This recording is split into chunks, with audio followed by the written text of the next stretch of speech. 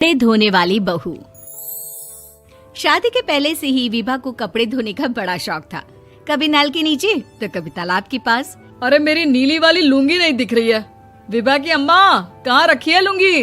अरे वो तो विभा ने परसों ही धोकर रखी थी आपकी अलमारी में, देखो वहीं होगी। वो ना मैंने आज धो दी, मुझे लगा कि गंदी हो गई होगी। अरे कैसे गंदी हो गई थी, उसे तो मैंने पहना भी नहीं। हे भगवान, इस लड़की के कपड़े धोने की आदत से परेशान हो गया हूँ मैं।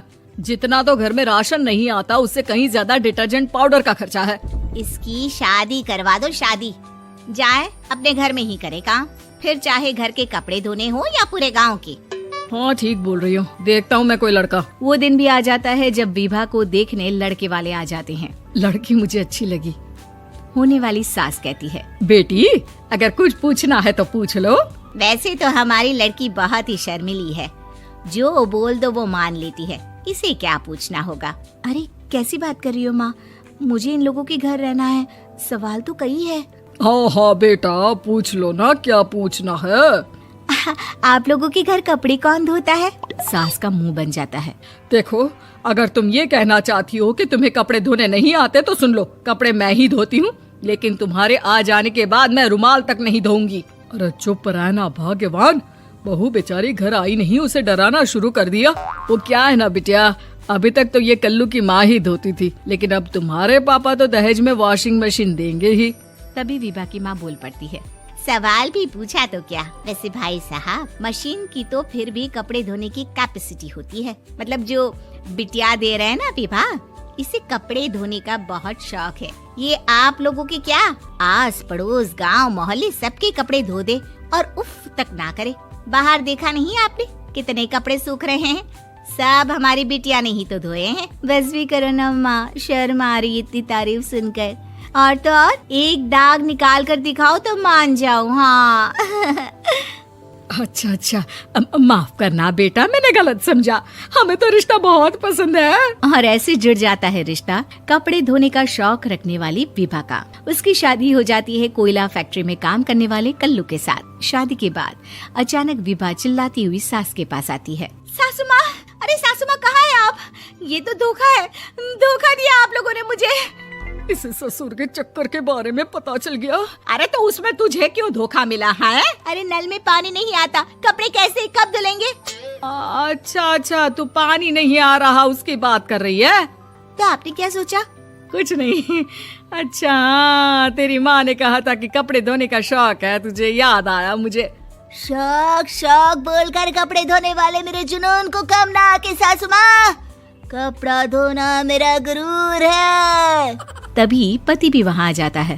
अभी मैंने इसे सनी देओल की फिल्म दिखाई है, उसी के डायलॉग मार रही है माँ। अच्छा सुन, साफ साफ बता रही हूँ, पानी सुबह 4 से 6 और शाम को 10 से 12 आता है, समझी?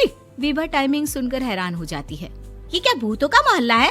सुबह 4 बजे उठकर कौन कपड़े धोता है? 4 बजे टंकी में पानी जाता है, फिर सारा दिन धोना ना, किसने मना किया? अरे कैसी बात कर रही हैं? 200 लीटर की टंकी में कितने कपड़े धो लूंगी मैं, सुबह ही उठ जाऊंगी मैं। अब क्या था, विभा सुबह 4 से लेकर रात के 12 बजे तक कपड़े ही धोती रहती। एक रोज सास पड़ोस से निकलकर कहीं जा रही होती है कि साथ वाली कहती है, हाँ कल्लू की माँ, जरा ये बताओ कि 2 साड़ी है, 2 ब्लाउज और एक पेटीकोट और एक नाड़े वाला लंबा कच्छा। हाँ तो? अरे तो क्या, कितना लोगी धुलाई ये बताओ। धोबन दिख रहे हैं हम क्या?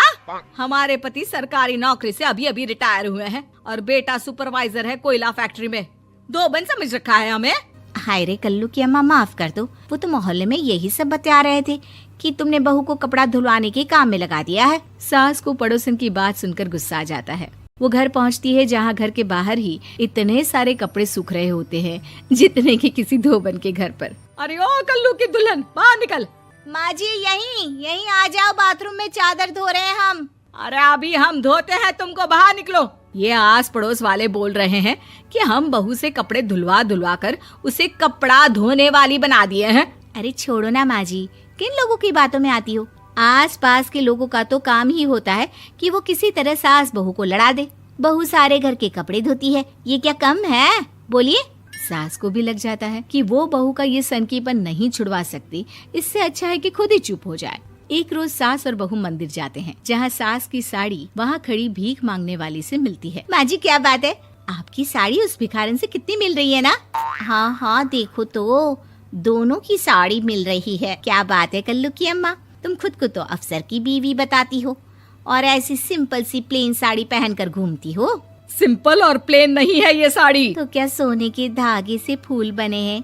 कुछ भी सासू माँ, कुछ भी। हाँ बने थे इस साड़ी में सोने के धागे से फूल।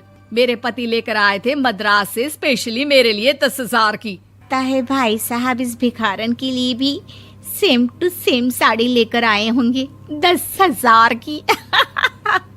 सास उस वक्त तो कुछ नहीं कहती, लेकिन बहू के साथ घर आती है और अलमारी से एल्बम निकाल कर लाती है। ये साड़ी देख रही है, ये वही साड़ी है जिसे मैंने अभी पहना था। इस साड़ी में ये जो चमकदार फूल दिख रहे हैं ना, ये सोने के धागों से काढ़े गए हैं। लेकिन तू लोकल वॉशिंग मशीन ब्रश से घिस घिस कर सारे फूलों को निकाल कर साड़ी प्लेन कर दी। मुझे माफ कर दीजिए सासू माँ। और तो और, जब मैंने तुझे तेरी गलती के लिए कुछ नहीं कहा, लेकिन तूने तो सबके सामने मेरा मजाक ही बना दिया। क्यों? बहू को समझ में आ जाता है कि अब से उसका कपड़े धोना बंद।